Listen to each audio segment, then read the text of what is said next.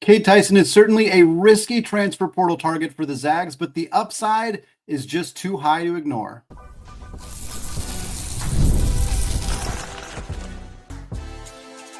You are Locked On Zags, your daily podcast on the Gonzaga Bulldogs. Part of the Locked On Podcast Network, your team every day. What is going on, y'all? Happy Monday, and welcome into the Locked On Zags podcast, part of the Locked On Podcast Network, your team every day. I'm your host and longtime Gonzaga podcaster, Andy Patton, here to bring you news and updates on all things Zag athletics. Today's episode of Locked On Zags is brought to you by Monarch Money. Take control of your finances with Monarch Money. Use code LOCKEDONCollege at monarchmoney.com for 50% off your first year. Well, folks, special live edition here, Monday morning edition of the Locked On Zags podcast, recording this thing at 10 a.m. Pacific time on Monday the 12th. Yvonne Ejim, unfortunately, cut by the Indiana Fever. I wish we were surprised, but there's just not enough room in the WNBA right now for all of these talented players. We'll talk about that to close out the show. Ryan Nembhard played well enough at the G League Elite Camp to be one of 5 players from that event to get an invite to the actual NBA Draft Combine. What that means for his odds of becoming the 5th straight, or helping the Zags have a 5th straight year with a player selected in the NBA draft. We'll talk about that. But first, we are going to talk about a transfer portal target for Mark Few and the Gonzaga Bulldogs. They are not done in the transfer portal after adding Adam Miller last week out of Arizona State. They also added Parker Jefferson, a 6'10" incoming freshman. And over this past weekend, a few of the targets that we knew Gonzaga was pursuing have committed. Duke Miles commits to Vanderbilt. Jacob Darr commits to Seton Hall. And the big one, Malik Thomas, as widely expected, committed to Virginia. So some of the big names Gonzaga was pursuing are no longer in the picture. But we want to talk today about a guy that was a big name last year in the transfer portal cycle and is certainly not as big of a name after a disappointing season at North Carolina, but there's still a lot of upside, and Cade Tyson fits a role that Mark Few and the Gonzaga Bulldogs are looking to fill at the backup power forward position. So we'll talk here about who Cade Tyson is. He's a 6'7" incoming senior wing from Monroe, North Carolina. He was a 0-star prospect out of high school who committed to Belmont in the 2022 class, recruited by the great Casey Alexander over at Belmont. Very good at identifying talent there. And Cade Tyson proved that instantly.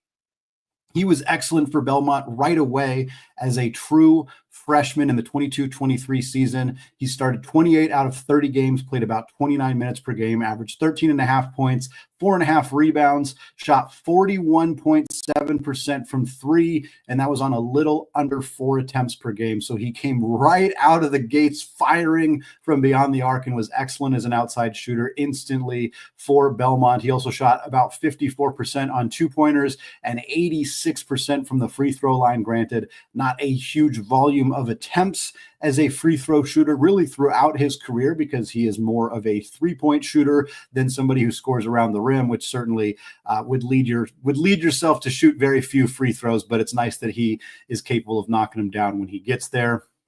This season led Cade Tyson to be the Missouri Valley Conference Rookie of the Year. As a reminder, the Missouri Valley Conference is pretty comparable to the WCC in terms of talent. You see a lot of great programs. Drake, Indiana State are 2 of the more notable ones in that conference.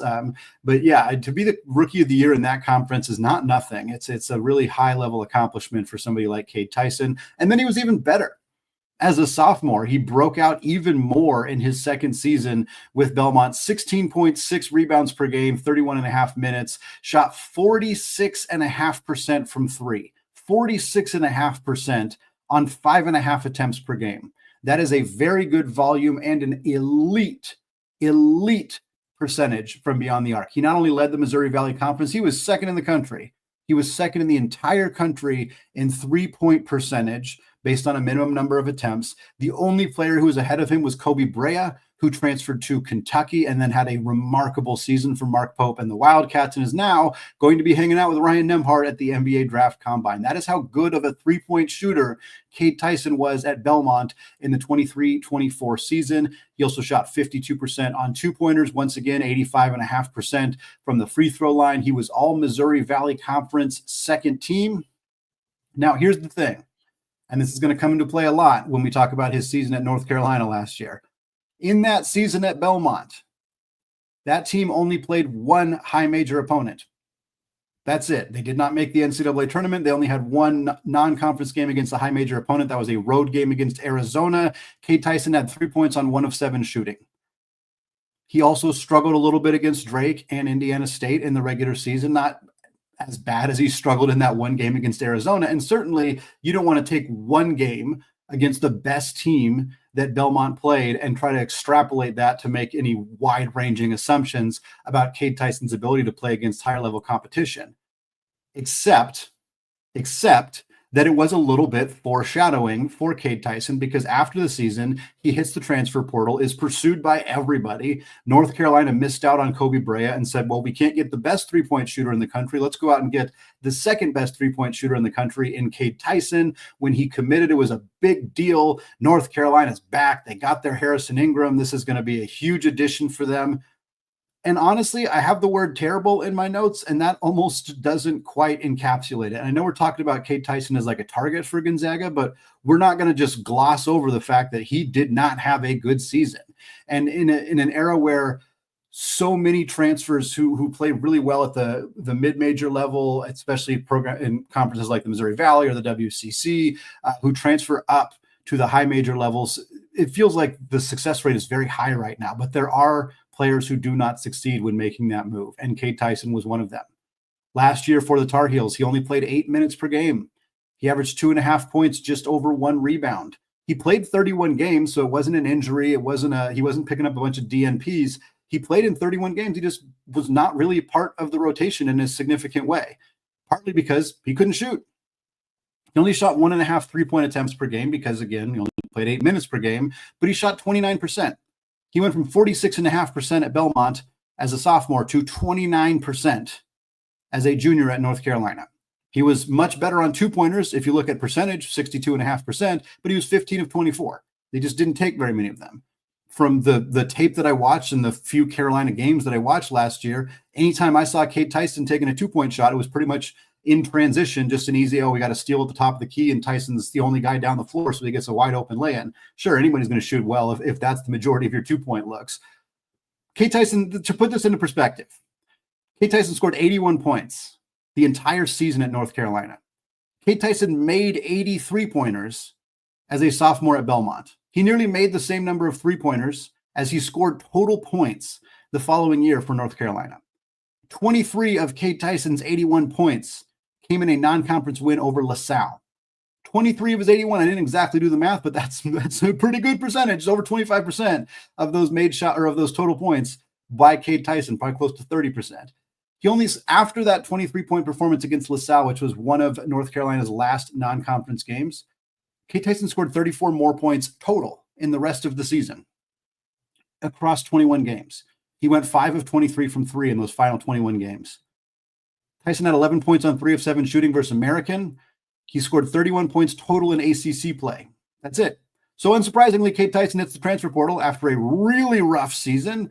And now there's already a lot of schools interested because the performance at Belmont was so good, and Belmont's a highly regarded enough program that there are still high major teams who are more than willing to give Cade Tyson a look, even after a disastrous season at North Carolina. This was a list posted by Jamie Shaw of On3 way back on April 14th, so about a month ago. Many of these programs are likely not still interested in Cade Tyson, but at the time, Kentucky, Iowa, Virginia Tech, Clemson, Oklahoma, Ohio State, Purdue, BYU, Colorado, Minnesota, Central Florida were among the teams contacting Cade Tyson. Clemson makes a ton of sense. His older brother, Hunter Tyson, starred for Clemson and is in the NBA now.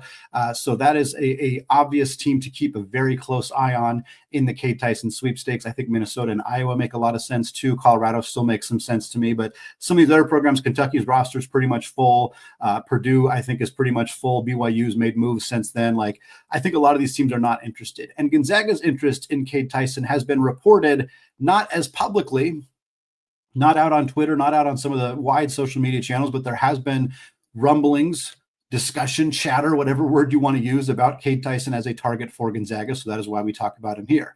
In terms of the role for Cade Tyson, he would definitely make more sense for Gonzaga if there was real concern about Steele Venters' health and longevity for this program. If Steele Venters is healthy and by all accounts ready to go and contribute for Gonzaga this upcoming season, that would make Cade Tyson a little bit superlative or a little bit extra. Like you wouldn't necessarily need him. Superfluous. That's the word that I was looking for. They're both 6'7" wings. They're both very good 3-point shooters. But I think Cade Tyson becomes interesting if, and this is a question that I cannot answer, but a question that Mark Few and the staff can answer, if you feel he's capable of giving you minutes at the power forward position. If he's only a 3, then I think you're probably out on Cade Tyson.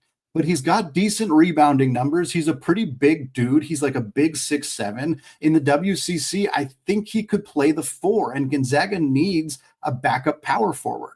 Braden Huff's going to start at the 4. Graham Ike is going to start at the 5. Your backups are Ismaila Diani and Parker Jefferson. Diani is not a floor spacer whatsoever. He is a true 5, back to the basket, hard screen setter. Like we know what he is. He's not somebody who can play the 4. Parker Jefferson, maybe he can play the 4, but he's pretty traditionally a 5 as well. So you bring in somebody like Tyson, who's going to play the 4 more similarly to Ben Gregg, the way that he played it, where he spent a lot of his time offensively at the top of the key, looking to make entry passes, doing the dribble handoffs. Like that, I think, is a role that Cade Tyson could play. And because he's such a good 3-point shooter, I'm not worried about the 3-point drop off at North Carolina. I think there was some obvious issues with his fit there. And I do think there's some red flags, obviously, the fact that he didn't play well against Arizona at Belmont and the fact that he didn't play well at Carolina in the conference. Like, yeah, there's some concern there, but you're not bringing him in to play 30 minutes a game. So if you're bringing him in to play a backup power forward role, to shoot open shots, to look to make entry passes, to space the floor, I think it works. Reminder, Gonzaga lost 87% of their 3-point shooting from last year's team, and last year's team was the worst 3-point shooting team in the Mark Few era. Yes, they brought in Adam Miller, and yes, he's going to help with that in a significant way. He was a 43% 3-point shooter last year. And yes, if Steele Venters is healthy, he's a huge addition for this team in terms of 3-point shooting in particular. But you need a power forward who can give you minutes off the bench, who can spell EK, who can spell Huff, who can space the floor. Cade Tyson checks all those boxes. Is it a risk? Absolutely. Absolutely, it's a risk. This dude did not play well last year at North Carolina. This is, of course, a risk. But you're not bringing him in to play a big role. If it doesn't work, it doesn't work.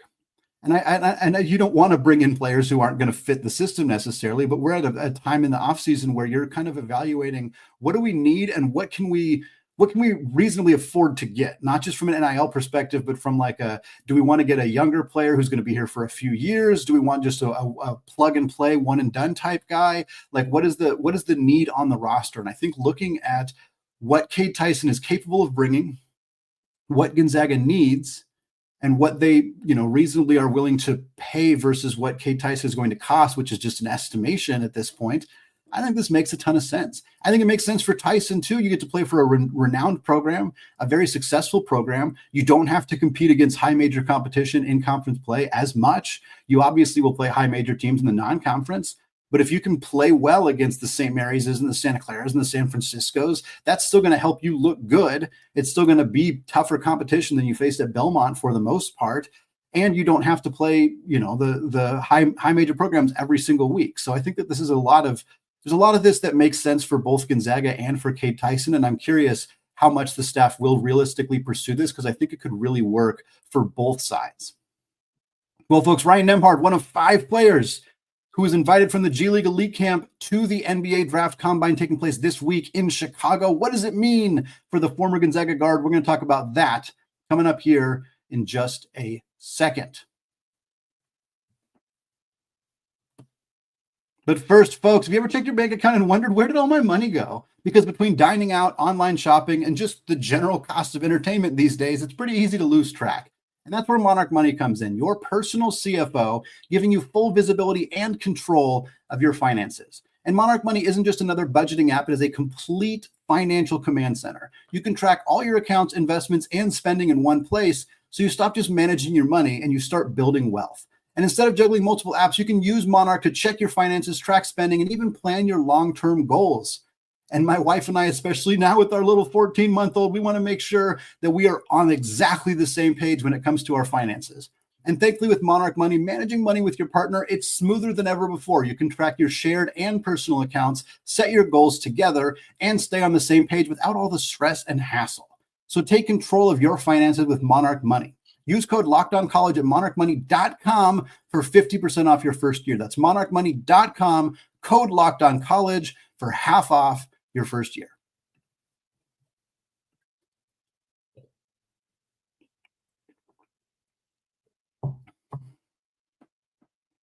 All right, folks, segment 2, still Andy Patton, still Locked On Zags podcast, moving away from transfer portal targets to talk about Ryan Nembhard.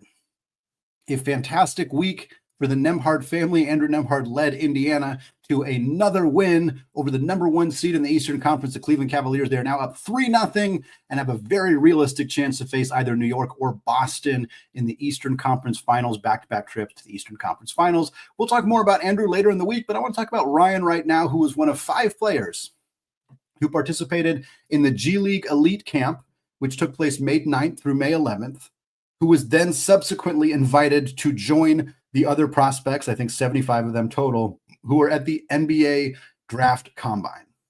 We've seen this before with Gonzaga players who play well at the G League Elite Camp, who then get invited to the Draft Combine. It's kind of a nice way to reward the players who perform well. Basically, you have the 75 best draft prospects, according to scouts and people in the NBA circles who pick those players. And then the best of the rest are collected up and put in this G League Elite Camp a few days before the Combine. And whoever stands out there, the NBA scouts say, we would like to see them at the Draft Combine. And now those players get a chance to compete against the best of the best to potentially earn their way into the NBA draft picture. Ryan Nembhard was joined among G League Elite campers to go to the Draft Combine by Mackenzie Mbako, who played last year at Indiana but has committed to Texas A&M in the transfer portal if he does not stay in the draft process. Tamar Bates from Missouri, Yannick Conan Niederhauser from Penn State, who was probably the best player at the G League Elite Camp this week, and then Lachlan Ulbrich from the NBL in Australia. Those were the 5 players, alongside Nembhard, of course, who got that invitation. And for Nembhard, it's pretty easy to see why. He looked great.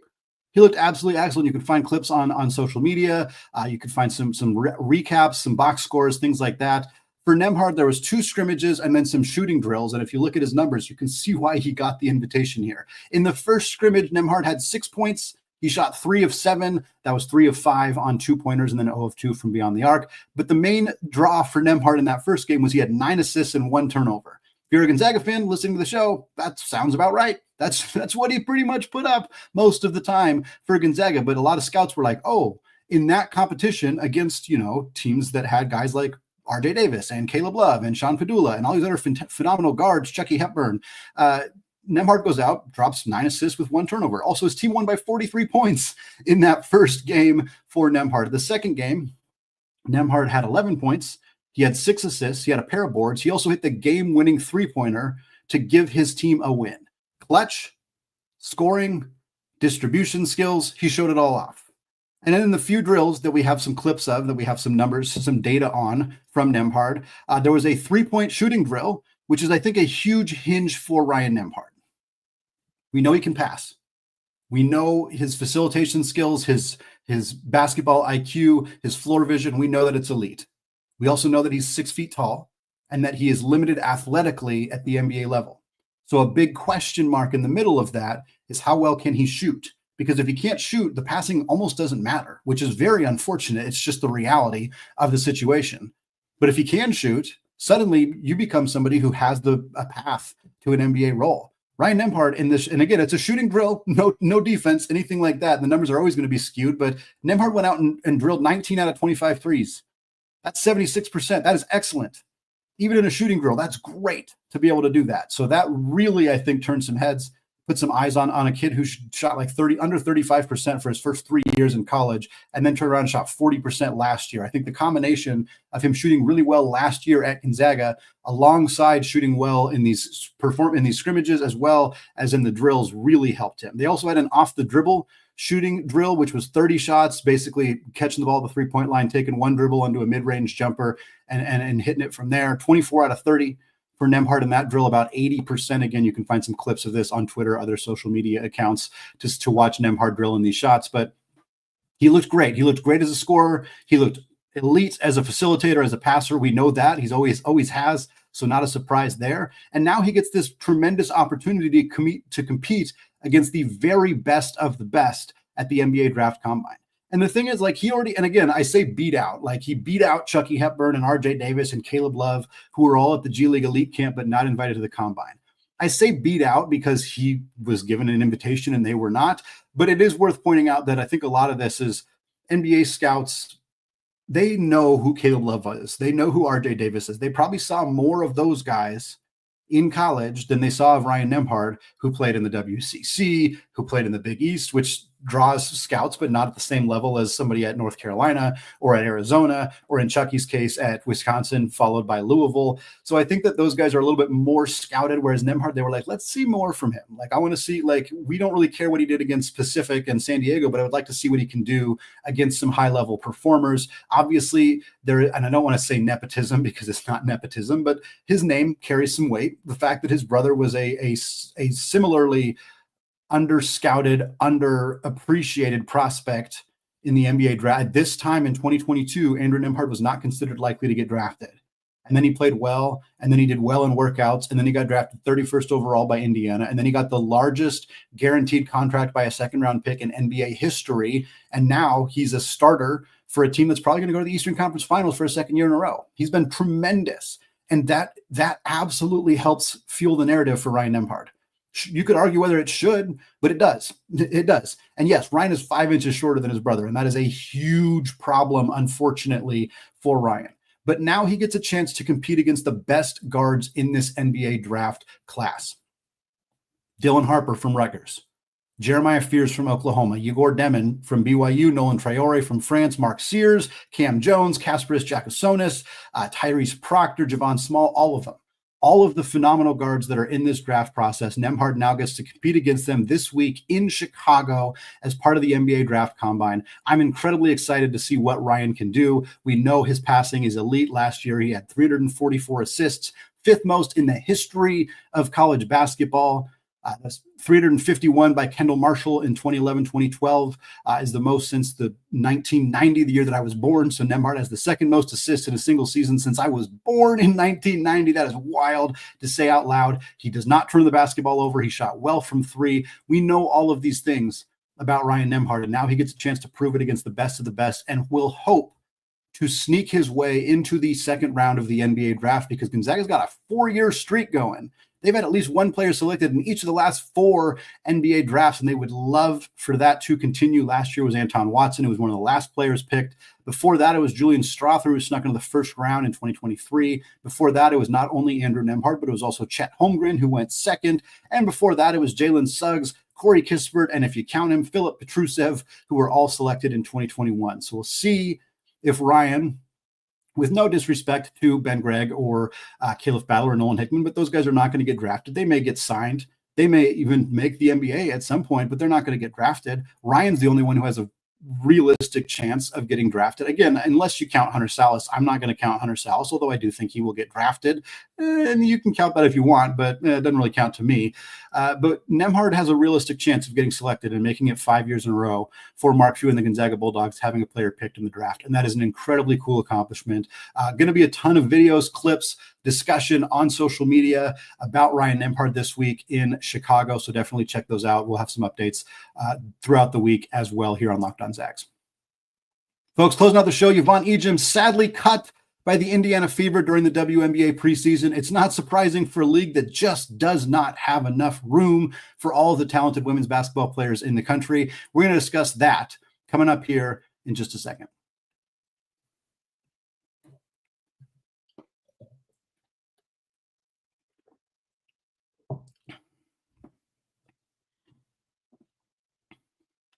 All right, folks, segment 3, still Andy Patton, still Locked On Zags podcast. Closing out the show, talking about the WNBA, talking to Yvonne Ejim, talking a little bit Courtney Vandersloot here. Yvonne Ejim, unfortunately, after being selected 33rd overall in the 3rd round of the 2025 WNBA draft, has been cut by the Indiana Fever. She showed some promise in the preseason, had some good performances, had a great backdoor cut from on a pass from Caitlin Clark that led to a really tough finish around the rim. That video clip went very viral if you haven't seen it on Instagram or Twitter or anywhere else. But she played well in the minutes that she got, but the battle was always an uphill battle for Ejim. You follow this for not just the Indiana Fever, but for any WNBA team.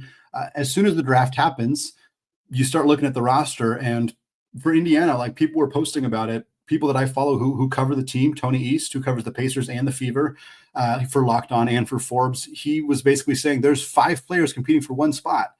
And of those 5 players, like 3 of them were just drafted last year. Like were just drafted. Like it's so hard to make a WNBA roster. And Ejim didn't, I don't know what she could have done. Like realistically, I think the only path that she had to making the Indiana roster out of camp was injuries to other players. I mean, truly, there's just not enough space. And it's really unfortunate. And now what it means is that 2 years in a row, in the last 2 years, 3 Gonzaga players have been selected. Britta Maxwell was selected 13th. That's a lottery pick in the NBA. That is a lottery pick in the NBA. It was the first pick of the second round. Britta Maxwell by the Chicago Sky didn't make the roster out of camp. Kaylin Trung was selected 21st. That same draft by the Washington Mystics in the second round did not make the roster out of camp. Now Yvonne goes 33rd in the WNBA draft. It's a third-round pick. Does not make the roster out of camp. None of them have made the roster. In fact, for Gonzaga, 9 players have been selected in the WNBA draft from Gonzaga in the program's history. Only 2 of them have played in the WNBA. One of them was Caitlin Redmond. She played 7 games a little over a decade ago for the New York Liberty. The other one is, of course, Courtney Vandersloot, one of the greatest players in the history of women's basketball. We'll talk about her in a second, but this is the toughest league in the country to make a roster. The WNBA is the hardest league to make the actual roster in the entire country. I don't know about world. I can't comment world. I don't know enough about every sport in every country, but in America, in the United States, of the professional sporting leagues, the WNBA is the toughest to make because there are only 12 teams and there's a limited amount of roster space. And there's no developmental league. There's no G League. There's no, minor leagues the way that there are in baseball, the way that there is in the NBA. Like and the NFL doesn't have it either, but the NFL has practice squads and also rosters with 70 or 55 people on it. Like it's much easier to make the roster. I'm not saying it's easy. It's not easy anywhere, but it's nearly impossible in the WNBA. And they're working to fix this. The Golden State Valkyries are a expansion team this year that is about to play their first games ever.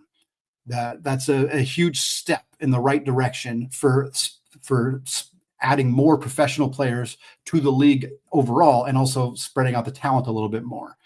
There will be a new team in Portland next year. There will be a new team, the Toronto Tempo, next year as well. 2 more expansion teams coming. This league will continue to climb closer and closer to having 20 total teams. There's been talk of having some kind of developmental league. I think that we're probably a good ways away from that. I don't know that the WNBA is ready to invest that kind of money to build. I mean, just the logistics of that, you have to find places for them to play. You have to schedule all of their games. Like it's a complicated deal, but I do think it'll happen eventually. And as women's sports continues to rise, as the growth and popularity of the sport continues to go at an incredibly rocket pace for the WNBA, as that continues to happen, and as more and as the WNBA is so reliant right now on fans kind of transferring their college fandom to the professional ranks, if college players keep getting cut before they get a chance to play in the WNBA, that is dramatically hurting the product. And you shouldn't make every decision based on that. You shouldn't say, well, this girl's not as good as this girl, but she played at South Carolina and we don't want to cut her because there's going to be a lot of, I'm not saying you make your decisions that way, but you're hurting your product if you don't have room for these players. There are very few leagues in any sports where the first pick of the second round is likely going to get cut. And that's what happened last year with Brenna. That cannot be a thing that's not a sustainable model for the WNBA going forward. I am not surprised that Yvonne Ejim did not make the Indiana Fever roster, but having watched her be one of the most dominant players in Gonzaga women's basketball history, one of the most dominant mid-major college basketball players ever, a multiple-time award winner, an Olympian for Team Canada, the most points scored in Gonzaga program history, men's or women's. Watching her be that good and knowing all along that her odds of making the WNBA were very, very slim is just, it's frustrating. It's not fun to know that that league is so elite. And again, that's not a bad thing necessarily, but they need more roster spots. They need more teams. They need some kind of developmental league so that this doesn't continue to happen and hamper the product and hamper the league, because people want to watch their favorite college players succeed in the pros and they're not getting the opportunity to do so. Well, I said we'd talk about Courtney Vandersloot, so we will quickly. Courtney Vandersloot and her wife, former WNBA All-Star Allie Quigley, announced on Mother's Day that they have a daughter. It's a very bittersweet moment for Courtney, who her mother passed away last year during the season with the New York Liberty. She took some time away from the Liberty to be with her mom. Unfortunately, the time that she took away actually allowed New York to make a lineup change that benefited them, and Courtney never really got her role back. She didn't start again. I don't blame the Liberty for this. It was something that I think made sense. Starting 2 point guards in Ionescu and Courtney Vandersloot wasn't working, so they made a switch and her playing time dropped. And instead of retiring, Courtney decided to re-sign with the Chicago Sky, where she spent the first 12 years of her WNBA career, including winning a championship with the Sky, including playing alongside her wife, Allie Quigley. And now she's back in Chicago. She's got a chance to lead a very young team.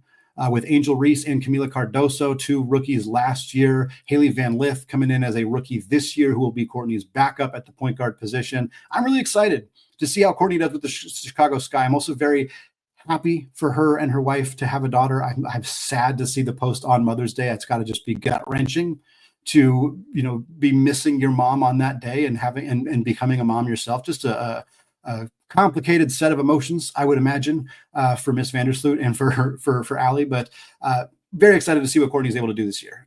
We've been tracking this the last couple of years on the show, whether Courtney can catch Sue Bird and become the WNBA's all-time assist leader, which would be very cool, as of course the NBA's all-time assist leader is John Stockton from Gonzaga. Be cool to have Gonzaga representing the assist leaders in both leagues. Courtney's 385 assists away from tying Sue Bird, 386 away from passing Sue Bird. She's never had more than 314 in a season. She's not at her peak right now, so I would expect at most maybe like 250. But if she does that and then she can get 136 in her second year, she could do it. Like if she plays 2 more years and plays well and starts and plays big minutes, she absolutely could pass Sue Bird. I don't know that I want to say it's guaranteed. At first, I thought it seemed almost certain that she was going to do it. But last year, she took a step backwards. She's 36. It's just, you're just getting past your prime athletically at that point. But I cannot wait to watch the Sky this year. I cannot wait to watch and see what Courtney's able to do kind of back in her hometown, back where she kind of grew as a professional player. I think it's going to be a really fun season for her. Sad we won't get to also watch Yvonne playing in the WNBA this year, but hopefully those are things that change in the not too distant future for the WNBA. It's going to wrap it up for me today here on the Locked On Zags podcast. Folks, thank you so much for making the show your first listen or your first watch of the day. We'll be back going live every day this week at 3 p.m. So look out for another show Tuesday, 3 p.m. Pacific time, here live on YouTube, coming to you on the podcast feed shortly afterwards as well. Thanks again, folks. Have a fantastic rest of your day. And as always, go Zags.